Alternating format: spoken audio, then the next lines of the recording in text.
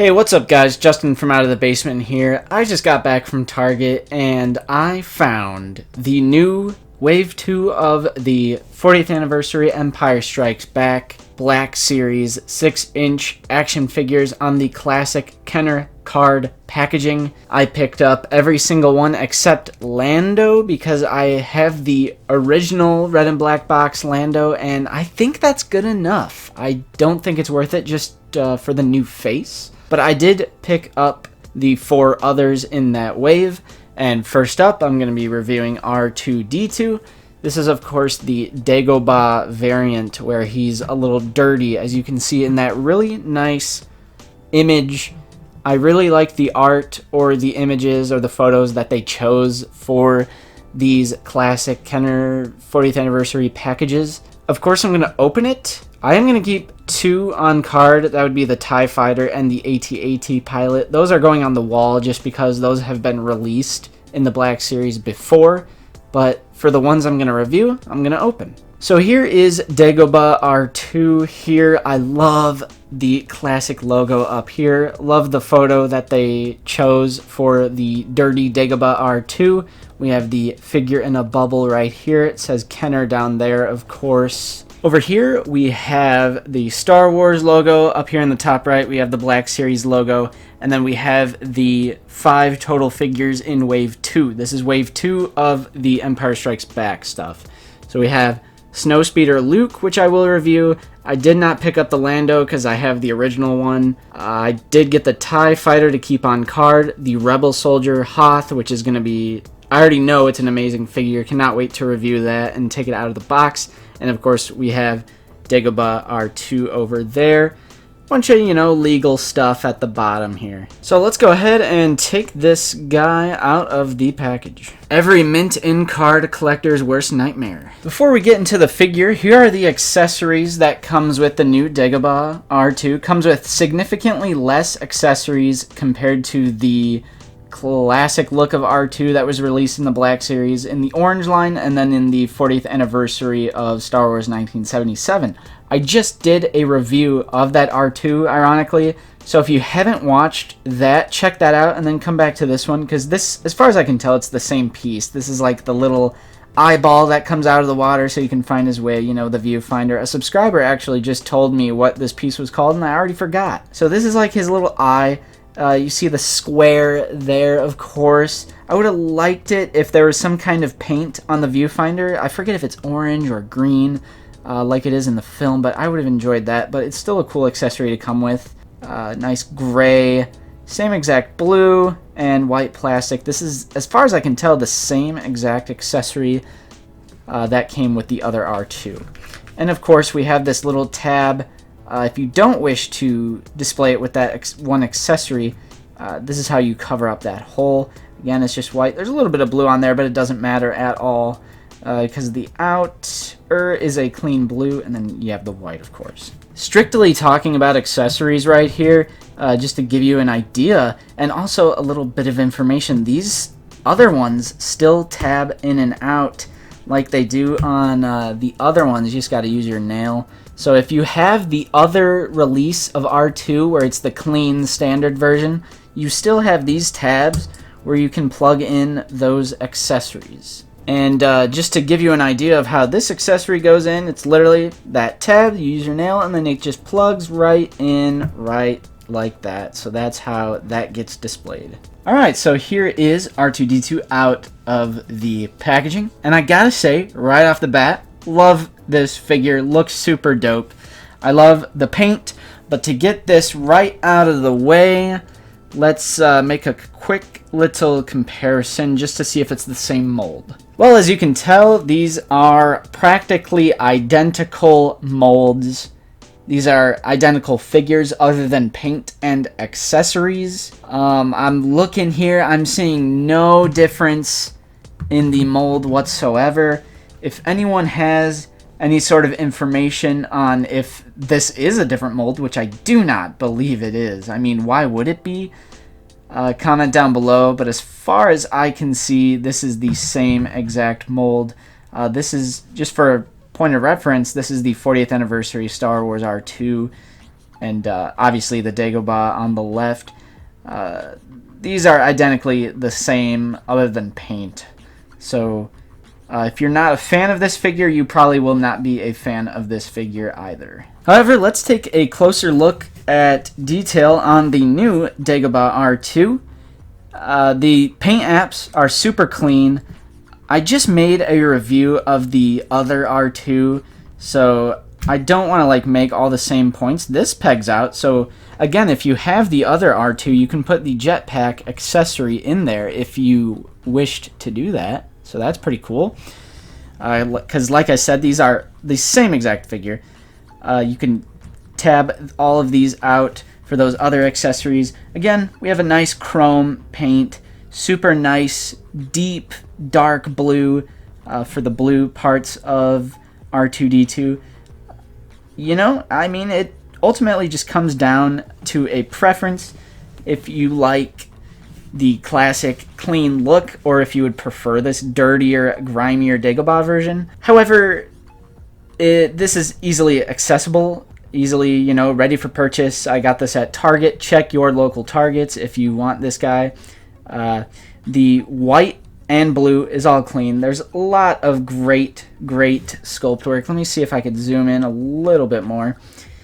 As you can see, even on the back, there's some nice like vents and buttons and all sorts of things. There's some really clean green on there. And even on the back, you have some of that grimy paint there. And there's some great bits of silver on the limbs here. Even at the bottom of the feet, you get more of that dirt and grime and just green. Looks like, you know, obviously seaweed and just very dirty elements on this R2, like the copper bronze paint for the little wiring right there.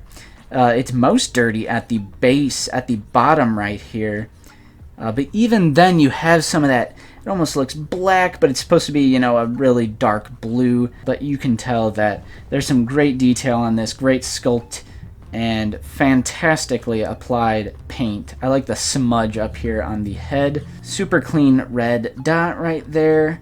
I like the glossy eye for the main eye, the glossy paint that they went with. This is a great looking figure, I gotta say it is. And even on the back of the figure, there's some really nice paint. I like how it's not evenly applied. It's kind of just all over the place. It's thicker in some areas, it's lighter in some areas, you know, just how it would be if you were rolling around in the swamps of Dagobah. Like I said, all of these still tab open, and for the accessory that it comes with, it's this back panel right there, and I already showed you how that fits in there. But in terms of other customization options, this little compartment opens right here, which everyone corrected me in the previous video for R2 that this is the taser with the gray. This is the same exact thing. It's like that gray and almost gold paint for the taser. This is the taser, right? Okay, let's put that back. And then over here, this also tabs open if you use your fingernail, and you can get this out. This is the, I don't know what the exact part is called, but it has kind of greenish, bluish paint on it, and this is the part that plugs into a console on the wall to open doors or get information. You know what R2 does. So that's great that you can still have these two customizable options if you wish, and then you can still tab these other things open if you want anything else in there from the other R2 release. And don't forget that these also peg out just like on the other release as well. Continuing with the customization thing, you could have them on the two-legged look, or you can twist the head just like all the other astromech droids until the third foot goes down all the way. I'm trying to remember how in the hell this goes. Like that. Right. Alright, I got it. So you can totally easily get that three-legged look like how it is in the film, and I like how even the third leg has some of that dirt and grime on it. That's really, you know, Hasbro going the extra mile for once. You know, I shouldn't say that. They've been doing a lot of good stuff lately, but Hasbro did go the extra mile and paint this third leg. Get a little bit of a closer look at that. And you can have that three-legged look. And I did have this problem on my other R2, but I don't on this one. The head just moves whichever way you want when that third leg is down. You could have it looking to the left, straight forward, or to the right. and you can still maintain that look. You can actually have it looking forward as it rolls along. Again, there's wheels down here on the bottom of the limbs. So on my other R2, the head was like clicking if I tried to move it to the front, and a bunch of commenters commented and said I can keep it going forward even if it does click. It's just weird to me. The clicking was weird, but there's no clicking on this guy. Let's see if it clicks on the other way. Yes, okay, so you hear that click, and I don't like those clicks, you know? It makes me think the figure is breaking. But on this one, they changed it to where you can pose the head whichever way you want when that third leg is down, which I really enjoy. So in terms of articulation, obviously the head rotates, it goes back and forth. If you try to go this way, it's going to start clicking, but you could, you know, rotate it the other way all the way around, and that third leg will go down. The limbs here, the legs, rotate just like that. No matter which way you go, it's not going to lock up or anything. And then, of course, the feet on the end of the limbs, one of these ups and downs, you know, one of these gigs right here. All right, let's make some comparisons. Here he is next to the clean R2-D2. If you're not a fan of this R2-D2, you're not gonna like the new Dagobah one. If you think this one is too small, which a lot of you subscribers commented and said that it is way too small. So if you do think this is too small, this is going to be too small. But we're gonna keep doing comparisons just because. All right, here he is next to that evil Imperial astromech droid that was in that 1-4 pack a super long time ago. We got R5-D4. Of course, I can't do these comparisons without making a comparison to C-3PO, buddy old pal. Here he is next to the 40th anniversary Empire Strikes Back Luke Skywalker. Here he is next to a Jawa. And something that is relevant, here he is next to Yoda. This is a very interesting comparison because this R2 is too small and this Yoda is too big. So they're almost the same size. Interesting comparison. So when it comes to my final thoughts on this figure, I'm going to say if you liked the other R2, then you will like this new Dagobah one. I do think it loses points that it doesn't come with as many accessories. It could have at least come with that radar piece that came with the first one. I understand why it wouldn't come with the lightsaber because it's the Empire Strikes Back. You know, Dagobah, he didn't have the green lightsaber. But I think this figure will look good with the Dagobah, Luke, and Yoda 2-pack that is coming out. So that's my verdict. You know, if you missed out on the original Black Series R2, this is a perfect chance to at least get an R2 figure in your collection. If you already have that R2 and you're not necessarily a fan of a simple repaint that comes with less accessories, I'd say skip out. I'm not going to recommend or not recommend this one. I think this one is totally up to the individual. I personally really like it. It's a bummer that it comes with less accessories, but I think the paint is really neatly applied. I love the grimy look of R2, and I'm sensing dioramas. But anyway, that's it. I personally like it, but it's up to you guys. It's up to you guys. Anyway, let me know what you guys think of this figure or my review in the comments down below. Make sure to correct me on like 1,000 different things I said during this video. Of course, you know, I love that. Anyway, guys, my name is Justin from Out of the Basement, and we will see you guys in the next video.